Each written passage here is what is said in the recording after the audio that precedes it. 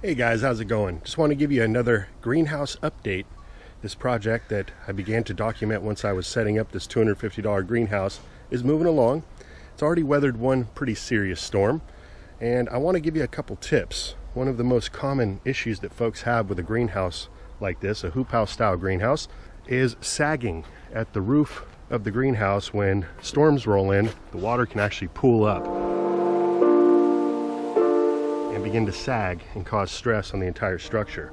So I had a little bit of that in the beginning because I wasn't quite prepared for the storm, but the easy way around that I found was to just secure the sides of the plastic so that they can't lift. So you can see here at the base of either side of the greenhouse, what I've done is I've sandwiched in that extra piece of plastic. I'll show you what I'm talking about. So this is basically a flap, a little extra piece there, and in the directions it actually calls for you to bury that in the ground. But because I'm actually considering removing the cover off of this greenhouse in the summertime, replacing it with shade cloth, I don't want the cover getting all broken down in the mud there. So this I found is going to be a better solution for me. But basically what I did is I went around and I sandwiched that extra flap of plastic between two pieces of cardboard. That way it's kept from being in direct contact with the soil, and it's also protecting it from any damage that it may receive from these cinder blocks that I'm setting on top here. And yes, long term, the cardboard, especially at the bottom, is going to break down into soil, but you can layer it up a couple layers deep. Another option is to put some landscape fabric down and then some cardboard just to soften it a bit. And had I known this is what I was going to do from the beginning, I would have actually extended out the weed block that I installed on the inside of the greenhouse a few feet on either side. So right now it looks a little funky, but I'll be adding some wood chips to cover all of this, giving a nice pathway on the side of the greenhouse as well. But since installing this, we did have another rain event come into the area, and it held up just fine. It created enough tension so that the water hitting the top of the roof here just shed off rather than create a dip. The landscape fabric is holding up beautifully. This is a hefty duty 16 mil fabric. And the issue that some folks are concerned about with this is the drainage. And if you do a water test, you'll find that the water does pool, but it does soak through as well. And you're not going to have a tremendous amount of water in your greenhouse other than around your potting benches and your shelves. So this works for my situation.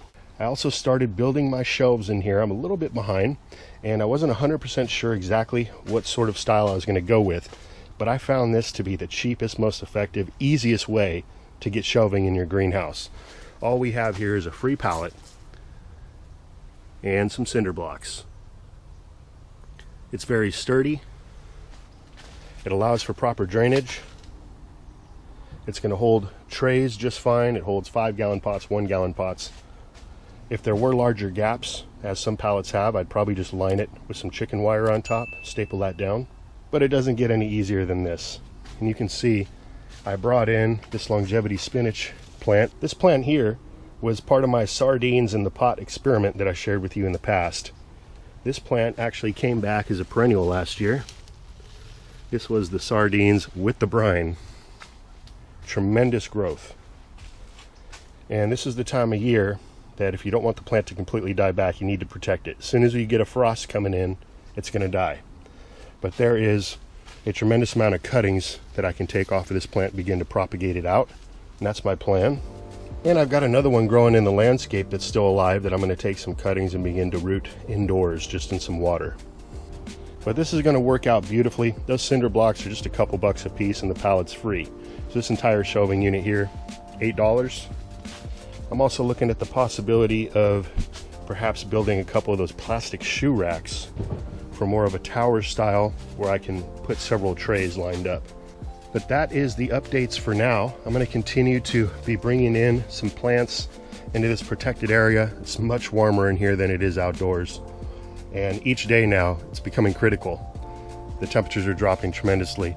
I was actually worried that I was going to lose a couple plants last night as I saw some frost developing on the cars, but luckily I still got time. I got a beautiful day today, so I'm going to continue on. I got several dragon fruit plants growing from cutting that I'm going to be bringing in here.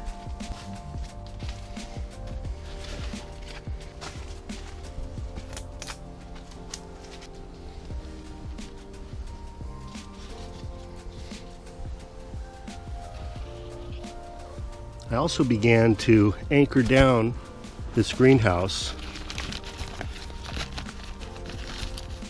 with these corkscrew style anchors. So this is driven down 10 inches into the ground, and I've got it connected to the frame using some green cordage.